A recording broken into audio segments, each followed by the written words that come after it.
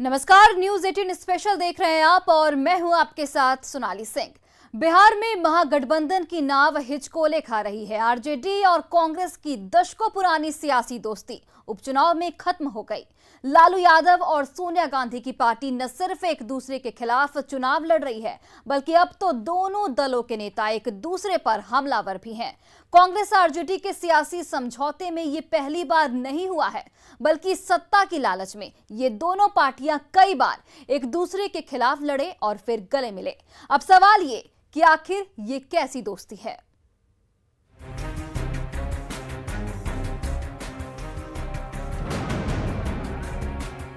बिहार की राजनीति में कांग्रेस और आरजेडी की दोस्ती दशकों पुरानी है। दोनों दल कई बार अलग हुए और हर बार वापस एकजुट भी हुए। बिहार में लालू यादव की पार्टी आरजेडी और सोनिया गांधी की पार्टी कांग्रेस का गठबंधन एक बार फिर से नाजुक दौर से गुजर रहा है। आरजेडी अध्यक्ष लालू प्रसाद यादव करीब 30 महीने बाद पटना पहुंचे हैं और लालू यादव के सामने दशकों पुरानी कांग्रेस से दोस्ती की अग्नि परीक्षा है। बिहार की राजनीति की गहरी समझ रखने वाले नेता लालू प्रसाद यादव अपने पुराने सहयोगी कांग्रेस पर फिलहाल तल्ख हैं। लालू यादव को पता है कि राजनीति में दोस्ती और दुश्मनी कब मोल लेनी चाहिए और कब समझौता करना चाहिए। अभी लालू यादव का जो तेवर है उसे देखकर लगता है कि इस बार आरजेडी कांग्रेस के रिश्ते में बंधन की गांठ ढीली पड़ गई है।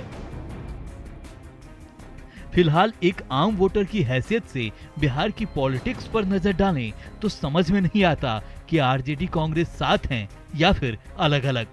लेकिन वोट और सत्ता की मजबूरी में आरजेडी और कांग्रेस एक दूसरे के साथ होने का दिखावा दशकों से कर रही है। लालू यादव और सोनिया गांधी के बीच सियासी संबंध की शुरुआत और अब तक के सफर को समझने के लिए 80 और 90 के दशक में जाना होगा। साल 1988 में कर्पूरी ठाकुर के निधन के बाद 1990 में चुनाव हुए। बिहार में बीजेपी के सहयोग से जनता दल की सरकार बनी। मुख्यमंत्री पद को लेकर बात ठन गई। तत्कालीन प्रधानमंत्री वीपी सिंह चाहते थे कि राम सुंदर दास को कुर्सी मिले, जबकि चंद्रशेखर रघुनाथ झा का समर्थन कर रहे थे। इस विवाद को खत्म करने के लिए तत्कालीन डिप्टी पीएम देवीलाल ने लालू प्रसाद यादव का नाम आगे कर दिया और 10 मार्च 1990 को लालू यादव पहली बार बिहार के मुख्यमंत्री बन गए। लेकिन बीजेपी के सहयोग से मुख्यमंत्री बने लालू यादव ने 23 सितंबर 1990 समस्तीपुर में लालकृष्ण आडवाणी की यात्रा रोक दी और इसके साथ ही लालू यादव कांग्रेस के करीब पहुंच गए। यहां से लालू यादव और कांग्रेस में दोस्ती की बुनियाद पड़ी और बिहार में कांग्रेस की राजनीतिक जमीन खिसकने लगी।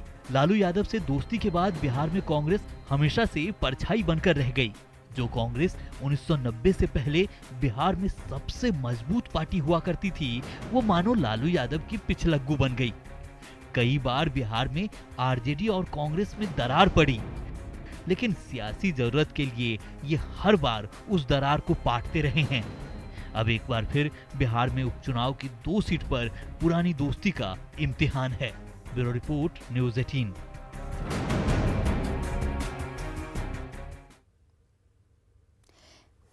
एक वक्त था जब सोनिया गांधी के विदेशी मूल के मुद्दे पर कांग्रेस में उथल पुथल थी। उस वक्त लालू प्रसाद ने सोनिया गांधी का साथ दिया था, सोनिया गांधी को देश की बहू बताया था।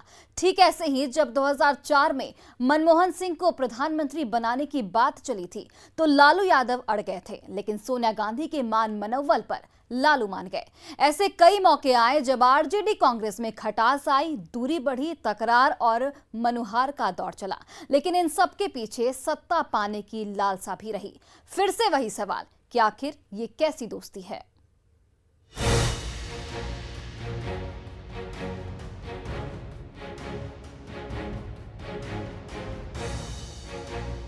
बिहार में 2 सीटों पर उपचुनाव की सरगर्मी के बीच महागठबंधन मझधार में फंस गया है। 22 अक्टूबर को करीब 3 दशक तक बिहार की राजनीति में आरजेडी की परछाई बनकर राजनीति करने वाली कांग्रेस ने अलग होने का फैसला कर लिया। बिहार के कांग्रेस प्रभारी भक्त चरण दास ने साफ कर दिया कि अब कांग्रेस का आरजेडी से कोई गठबंधन नहीं है और अगले लोकसभा चुनाव में भी कांग्रेस सभी 40 सीटों पर अकेले चुनाव लड़ेगी।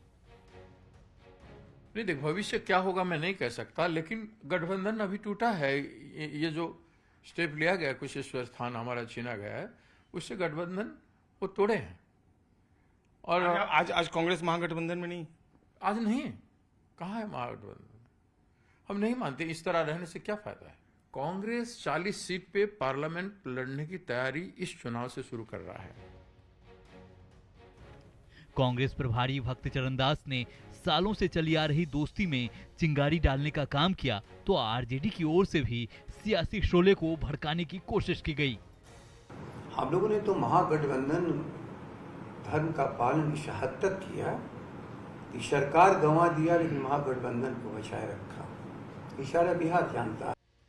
अभी तक उपचुनाव में फ्रेंडली फाइट की बात करने वाली कांग्रेस और आरजेडी खुलकर एक दूसरे पर आरोप प्रत्यारोप करने लगी, लेकिन जब आरजेडी और कांग्रेस के गठबंधन को लेकर लालू यादव ने बयान दिया तो लगा महागठबंधन में सब कुछ खत्म हो गया। लालू यादव ने भक्त चरण दास को लेकर अपशब्द कह डाले। कांग्रेस के नेता ये लगा रहे कि आरजेडी का गठबंधन हो गया है पर्दे के पीछे बीजेपी से, ये एलिगेशन लगा है। कौन बोला है? ये भक्त चरण दास जो प्रभारी है। चरण यादव भक्त को न रही है वो। लालू यादव कांग्रेस के साथ गठबंधन को लेकर खुलकर बोले, अपने ही अंदाज में कहा कि गठबंधन क्या होता है, कांग्रेस को हारने या जमानत जब्त करने के लिए सीट देते। वहाँ आरजेडी और कांग्रेस की गठबंधन बिल्कुल टूट गई है। बेकार गठबंधन क्या होता है कांग्रेस का? क्या होता है कांग्रेस का गठबंधन? और कांग्रेस हारने के लिए उसको दे देते हम कांग्रेस को जमानत जब्त कराने के लिए। और इसके साथ ही साफ हो गया कि बिहार में कांग्रेस और आरजेडी ने नई राजनीतिक राह तय कर ली है। दरअसल बिहार में कांग्रेस की राजनीतिक जमीन और जनाधार तब कमजोर हुई जब लालू यादव और उनकी पार्टी मजबूत हुई। लालू यादव को मजबूत होता देख और लालकृष्ण आडवाणी की गिरफ्तारी के बाद कांग्रेस ने सियासत में साथ चलने के लिए आरजेडी को अपना पक्का दोस्त बना लिया। 1990 से 2021 तक के सियासी सफर में दोनों दलों ने सत्ता के समझौते के लिए कई बार दुश्मन बने, कई बार गले मिले। दरअसल कांग्रेस और आरजेडी की दोस्ती को समझने के लिए राजनीति के कुछ बिंदुओं को समझना होगा। बिहार में कांग्रेस की राजनीति की सफर की बात की जाए तो 1990 से पहले की राजनीति और 1990 के बाद की राजनीति का आधार साफ तौर पर अलग दिखती है। अगर 1990 के पहले की राजनीति की बात करें तो संयुक्त बिहार 1951 में पहला विधानसभा चुनाव हुआ था, जिसमें कांग्रेस को 239 सीटें मिली थीं। 1957 में कांग्रेस को 250 सीट, 1962 में कांग्रेस को 185 सीट, 1967 में कांग्रेस को 128 सीट, 1969 में कांग्रेस को 118 सीट, 1972 में कांग्रेस को 162 सीट, 1977 में कांग्रेस को सिर्फ 57 सीट, 1980 में कांग्रेस को 169 सीट, 1985 में कांग्रेस को 196 सीट, 1990 में कांग्रेस को 71 सीट मिली। 1990 बिहार विधानसभा चुनाव के बाद ही लालू यादव का सियासी उदय हुआ और कांग्रेस महज 71 सीटों पर सिमट कर रह गई और मजबूरी में लालू यादव की राजनीतिक छाया में बैठना कांग्रेस ने कबूल कर लिया। राजनीतिक जमीन और जनाधार को उसी समय से कांग्रेस खोज रही है और लगातार कांग्रेस का राजनीतिक आधार सिमट रहा है। कांग्रेस अपनी सियासी जमीन बचाने के लिए आरजेडी के साथ समझौते में आ गई, लेकिन लालू यादव ने कांग्रेस की ऐसी जमीन खिसका दी कि फिर वो अपने पैर पर खड़ी होने की हिम्मत ही नहीं जुटा पाई। 1995 के विधानसभा चुनाव में कांग्रेस सिर्फ 29 सीटों पर सिमट गई। 1998 के लोकसभा चुनाव में कांग्रेस को 141 सीट मिली। 1998 के लोकसभा चुनाव के बाद कांग्रेस को इस बात का बेहतर तरीके से एहसास हो गया कि बिहार में वो अपनी पूरी जमीन खो चुकी है। 1999 के लोकसभा चुनाव में कांग्रेस आरजेडी के साथ रही, लेकिन 2000 में हुए बिहार विधानसभा चुनाव में कांग्रेस आरजेडी से अलग हो गई। कांग्रेस ने सभी 243 सीटों पर अपने उम्मीदवार उतार दिए, लेकिन सिर्फ 23 उम्मीदवार ही चुनाव जीत सके और यह बिहार की राजनीति में कांग्रेस की सबसे बड़ी हार मानी गई, जबकि लालू यादव की पार्टी आरजेडी ने 124 सीट जीत ली थी। साल 2000 में कांग्रेस की सरकार बनी, लेकिन लालू यादव की पार्टी को चारा घोटाले केस से नुकसान उठाना पड़ा। सहयोगी पार्टी होने के नाते कांग्रेस को भी काफी फजीहत हुई। 2005 का विधानसभा चुनाव आरजेडी और कांग्रेस मिलकर लड़े, लेकिन दोनों राजनीतिक दल मिलकर भी सत्ता तक नहीं पहुंच सके। नीतीश कुमार मुख्यमंत्री बने और उसके बाद मानो लालू यादव और कांग्रेस दोनों की राजनीति बिहार से अस्त हो गई।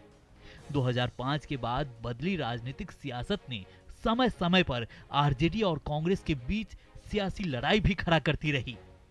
2004 से 2009 तक की चली मनमोहन सरकार में लालू यादव खुद रेल मंत्री थे, तो बिहार में कांग्रेस का समझौता चलता रहा। लेकिन 2009 में जब दूसरी बार मनमोहन सिंह की सरकार बनी और लालू उसमें शामिल नहीं किए गए, इसका राजनीतिक असर बिहार में भी दिखा। 2010 में हुए बिहार विधानसभा चुनाव में कांग्रेस और आरजेडी की दोस्ती फिर एक बार टूट गई। 243 सीटों पर कांग्रेस ने अपने उम्मीदवार उतार दिए। 2010 में हुए विधानसभा चुनाव में आरजेडी और कांग्रेस की किरकिरी हो गई। कांग्रेस और आरजेडी अलग अलग चुनाव लड़े थे। इसमें कांग्रेस को सिर्फ 4 सीट मिली थी और राष्ट्रीय जनता दल को कुल 22 सीटें मिली थी। यह लालू यादव की राजनीति का सबसे खराब सियासी समय कहा जा सकता है, क्योंकि राष्ट्रीय जनता दल इतनी सीट भी जीत नहीं पाई कि उसे विधानसभा में विपक्ष के तौर पर दर्जा भी दिया जा सके। किसी भी सदन में नेता प्रतिपक्ष का दर्जा उसी पार्टी को दिया जाता है जिसने कुल सीटों की 10% सीटों पर जीत हासिल की हो। 2015 के विधानसभा चुनाव में नीतीश कुमार ने लालू यादव से हाथ मिला लिया। 2015 का विधानसभा चुनाव एक बार फिर आरजेडी और कांग्रेस के लिए संजीवनी साबित हुआ और दोनों राजनीतिक दल फिर से बिहार में सीटों की संख्या के आधार पर दिखने भी लगे। 2015 के विधानसभा चुनाव में कांग्रेस को 27 सीटें मिली, जबकि राष्ट्रीय जनता दल 80 सीट जीतने में कामयाब रही थी। 2020 के बिहार विधानसभा चुनाव में आरजेडी, कांग्रेस और वाम दलों ने महागठबंधन बनाकर चुनाव लड़ा। सरकार तो बन नहीं पाई, लेकिन सीटों के आधार पर आरजेडी सबसे बड़ी पार्टी बनकर उभरी। 2020 चुनाव में कांग्रेस को 19 सीट पर जीत मिली। इन तमाम चीजों के बीच 2019 के लोकसभा चुनाव के जो परिणाम आए, उसमें कांग्रेस के साथ होने का खामियाजा आरजेडी को भुगतना पड़ा। 2019 लोकसभा चुनाव के परिणामों में आई मोदी सुनामी बिहार को भी ले उड़ी। नरेंद्र मोदी और नीतीश कुमार ने साथ आकर बिहार में महागठबंधन की सोशल इंजीनियरिंग को रौंद डाला। बीजेपी गठबंधन एनडीए ने बिहार की 40 में से 39 सीटों पर जीत दर्ज कर करीब करीब क्लीन स्वीप कर लिया। 2019 लोकसभा चुनाव के बाद आरजेडी की समीक्षा में माना गया कि राष्ट्रीय स्तर पर कांग्रेस की नीतियों का खामियाजा पार्टी को भुगतना पड़ा है। दावा तो यह भी किया गया कि बिहार में कांग्रेस का कोई आधार ही नहीं है, जबकि कांग्रेस बिहार में लगातार लालू के सोशल इंजीनियरिंग का वोट अपने खाते में डालती रही। यानी 2019 लोकसभा चुनाव की टीस और फिर 2020 बिहार विधानसभा चुनाव में बड़ी पार्टी होने के बावजूद सत्ता से दूर रहना आरजेडी को लगातार अखरता रहा है। और यही वजह है कि अब कांग्रेस और आरजेडी के बीच दूरी दिख रही है। पार्टी को संभाल रहे तेजस्वी यादव ने उपचुनाव में कांग्रेस को भाव नहीं दिया। आरजेडी ने तारापुर और कुशेश्वर स्थान दोनों जगहों पर अपने प्रत्याशी उतार दिए, जिसके बाद कांग्रेस ने भी दोनों सीटों पर उम्मीदवारों की घोषणा कर दी। यही नहीं, कांग्रेस प्रभारी भक्त चरण दास ने यहां तक कह दिया कि अब कांग्रेस आरजेडी का कोई गठबंधन नहीं है और कांग्रेस लोकसभा चुनाव में भी अकेले लड़ेगी, जिससे लालू प्रसाद नाराज हो गए और भक्त चरण दास के खिलाफ अमर्यादित बयान भी दे डाले। बिहार में 2 दशकों से ज्यादा समय से सियासी दोस्त कांग्रेस और आरजेडी के बीच अब मुद्दों की सियासी तलवार खिंच गई है। कल तक लालू यादव पर चुप्पी साधने वाली कांग्रेस अब हमलावर है। खासकर भक्त चरणदास के खिलाफ इस्तेमाल किए गए अपशब्द को लेकर कांग्रेस नेताओं ने आरजेडी नेताओं को शब्दों की मर्यादा का ख्याल रखने की नसीहत दी है। लालू जी राज्य के बड़े नेता हैं, उनसे ऐसे शब्दों की अपेक्षा कांग्रेस नहीं करती है। अगर इस तरह के शब्द और बयान राजद के नेताओं की तरफ से लगातार कांग्रेस के नेताओं के बारे में आते रहेंगे तो कांग्रेस के नेताओं को भी संयम तोड़ने में देर नहीं लगेगा। और इस बार जो इन्होंने टिप्पणी किया है, उस टिप्पणी के बाद न सिर्फ राष्ट्रीय जनता दल ये दोनों सीटों पर चुनाव हारेगा, बल्कि जो उनका सपना है अपने जीवन काल में अपने पुत्र तेजस्वी यादव जी को मुख्यमंत्री बनाने का, वह सपना उनके जीवन काल में तो नहीं, बाद में ही पूरा नहीं होने वाला, अगर उनकी कार्यशैली, सोच और ये इस तरह की जो मानसिकता नहीं बदलती है। जैसे कहते हैं ना, पुरानी कहावत है कि सियानी बिल्ली खम्बा नोच। हम लोग उस तरह का शब्द इस्तेमाल नहीं करते हैं। शरीफ लोग हैं, शांति प्रिय लोग हैं कांग्रेस पार्टी। और ये भी बात सही है कि जब वो कैबिनेट बनाते हैं, जब पिछला 2015 का कैबिनेट बना था, तो जिस समुदाय का वोट बढ़ चढ़ के मिला, उसके कितने कैबिनेट बने थे और उनके अपने समुदाय का कितना कैबिनेट बना था, वही हम लोग को याद है। इसलिए आईना दिखाने काम नहीं करें, खुद आईना देखें, ये बेहतर है। यानी कांग्रेस और आरजेडी में अब सियासी युद्ध परवान पर चढ़ चुका है। लालू यादव 2020 बिहार विधानसभा चुनाव में नहीं पहुंच सके थे, लेकिन अब जबकि उपचुनाव है, लालू यादव पटना पहुंचे हैं। उपचुनाव के पहले लालू यादव के पटना पहुंचने पर कार्यकर्ताओं में जोश है। पटना एयरपोर्ट से लेकर राबड़ी आवास तक कार्यकर्ताओं की भीड़ लगी रही। करीब 3.5 साल बाद लालू की एक झलक देखने के लिए पार्टी कार्यकर्ता बेचैन थे। तेजस्वी और तेज प्रताप के साथ लालू प्रसाद यादव एयरपोर्ट से बाहर निकले और राबड़ी आवास के लिए रवाना हो गए। पटना पहुंच चुके हैं लालू प्रसाद यादव जो हैं, वो आज दिल्ली से अपनी पत्नी राबड़ी देवी और मीसा भारती के साथ चले थे और अभी जो है देख सकते हैं लालू प्रसाद यादव पटना एयरपोर्ट पहुंचे हैं और गुलाब का माला पहना करके उनका अभिवादन किया गया, स्वागत किया गया। साथ में तेज प्रताप यादव भी हैं, जगदानंद सिंह है, तेजस्वी हैं, सभी हैं यहाँ पे मौजूद हैं। और ये लालू प्रसाद यादव जो हैं वो आरजेडी का गमछा और हरी टोपी जो है वो पहन करके वो पटना एयरपोर्ट पे पहुंचे। बिहार में कांग्रेस और आरजेडी का भविष्य उपचुनाव ही तय करेगा। लालू यादव की भूमिका भी बेहद अहम रहने वाली है। पटना से संवाददाता अमित कुमार, शैलेंद्र कुमार और रजनीश कुमार की रिपोर्ट, न्यूज़ 18।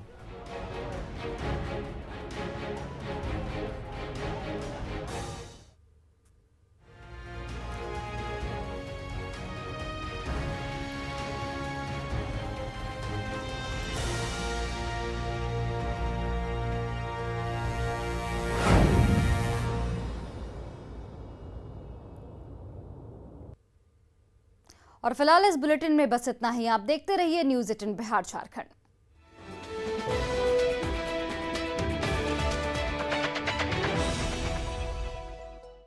सुगंध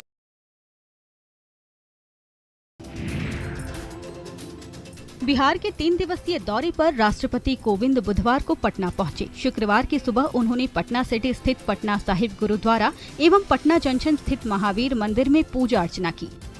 सुरक्षा के कड़े इंतजाम के बीच राष्ट्रपति ने अपनी धर्मपत्नी सविता कोविंद के साथ महावीर मंदिर में दर्शन किया। राष्ट्रपति ने आम भक्तों की तरह हाथ पैर धोकर मंदिर परिसर में प्रवेश किया। उन्होंने नैवेद्यम का भोग लगाया। आचार्य किशोर कुणाल ने उन्हें पूजा अर्चना कराई। इसके बाद राष्ट्रपति कोविंद ने गर्भगृह की परिक्रमा की। राष्ट्रपति के साथ आचार्य किशोर कुणाल ने अयोध्या में महावीर मंदिर ट्रस्ट की तरफ से चलाई जा रही राम रसोई की भी चर्चा की। इससे पहले राष्ट्रपति ने पटना सिटी का दौरा किया। पटना साहिब पहुंचकर दशमेश पिता गुरु गोविंद सिंह जी महाराज के दरबार में मत्था टेका। गुरुद्वारा प्रबंधन कमेटी ने महामहिम को सिरोपा भेंट कर उन्हें सम्मानित किया।